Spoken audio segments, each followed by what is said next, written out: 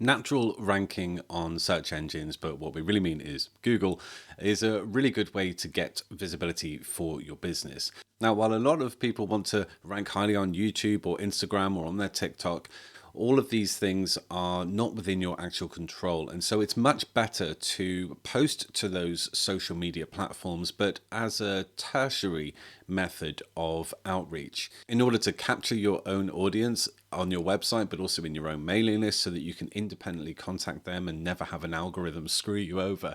It's a really good idea to be posting or creating and posting your content onto your site first of all. And of course, you can then take any videos that you create for that content and put them onto social media. And of course, it all leads back to your site.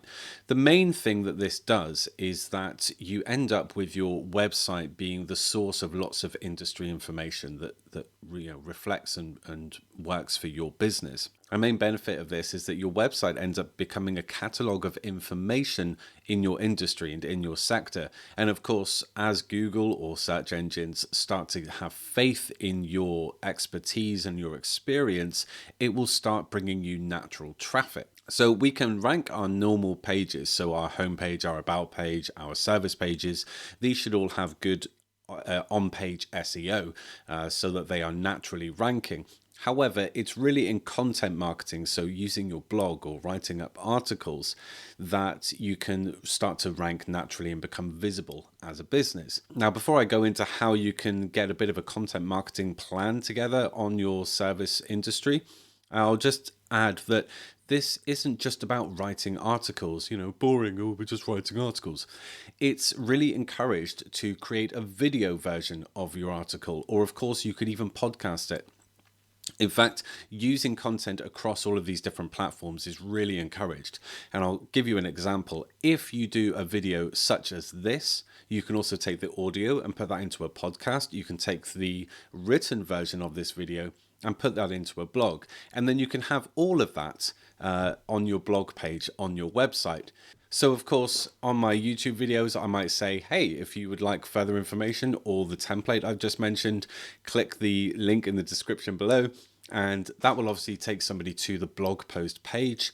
And then I'm getting a good link to my website and increasing its domain authority. It's the same with podcasts. You might say, hey, my show notes are on this link, which is the blog post link. And then you've got further resources. The best thing, though, is that you are able to then try and get people onto your mailing list because you have somebody in your website. And obviously, you might have a pop-up that comes up and says, hey, for this free template, for this further help, or this extra video, sign up to my mailing list. And that's how you get people into your funnel. So there's a quick bit of a whiz through on, I'm not saying, hey, just go and write loads of boring articles. But actually, these articles rank naturally in search engines, and that should push people onto your mailing list, onto videos, or listening to your podcast. And, eventually your business becomes really visible. So let's have a quick look at how you might get a bit of a content plan together. Now, essentially, you want to choose one subject that's really important to your business, and that's going to be a central piece of content. So me, for example, I might have something like benefits of a website for business, or business websites would be a pillar page. Now, within the content of that page, I'm going to make mention of related topics or more specific topics. And so these are other blog posts that I can create or other videos I can create. And of course, I have a link going from that post to the related post. And as Google starts to realize that there's this web of information surrounding topics and it seems to be well engaged with, well, your ranking increases, but so does your customer journey and their faith in your experience and expertise. Just to help you visually with this, we're going to have a quick look in SEMrush in their keyword strategy builder. And you'll notice that once it's in a visual form, it's really easy to sort of picture how you can create content for your website. So this is the example that they actually provide in their keyword strategy builder. And the toy keyword that we're looking at is nutrition for beginners. Now, related to this one keyword, nutrition for beginners, we would have, for example, 10 topics. I think we've got 10 topics here. And they might be, for example, Mediterranean diet recipes for weight loss. That's a good one.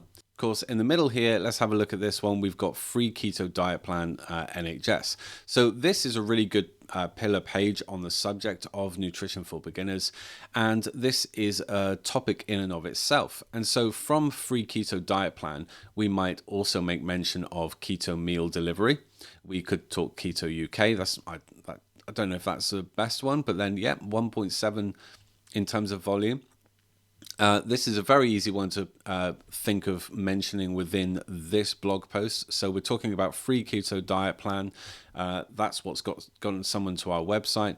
And then we might make mention of if you're after low carb ready meals, and then that would be a link to another blog which we have, or piece of content that we've then created. Of course, we can imagine making reference to keto recipes, and of course that would be another page that we link to. And what you can see here is that we have a central page in a topic and then surrounding pages, which we then write up, and these all have a keyword focus. So that's a really easy way to get a picture of how you can start writing on nutrition for beginners and building up your ranking.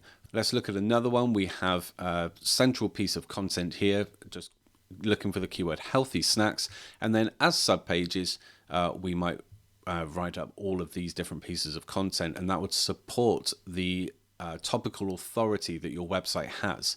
So writing all of these up would give you some measure of topical authority. If we quickly have a look at healthy snacks, these are all the keywords that we would want to create content for as well in order to really rank well for this. So healthy snack meal, filling snacks, and we would want to put these in our content as just the language we're using, but not keyword stuffing. But writing a piece of content for all of these terms would really bulk up your website's ranking for this term. And then, of course, we have the subpages, which are in and of themselves subjects with further keywords that we can target. But of course, they all are topically related to this pillar page. Now, that's an easy way to start visualizing the content on your site. And so if you think about how many links you would have from the pillar to the sub pages and even back or to each other, you then start to really create a web of information that conveys your topical experience and expertise. And this is what you need in order to get your website, your business, and your brand visible in your industry. So I hope that's helpful as an initial look into planning content for your business and why you should focus that on your website. The main thing is that you want to own the content that you've created, and you want to ensure that every piece of content has some element of audience capture. So with that, I really do mean your mailing list, or at least getting people to your website and pushing them onto media that you can control. So create a forum, create a community, something like that, so that you can directly contact those that have shown interest in your industry and, of course, in your business. Okay, if you enjoyed that, please do like and subscribe. If you have any further questions, please do let me know. Add them in the comments below. That will guide the further content of this channel. And I hope you have a really great day.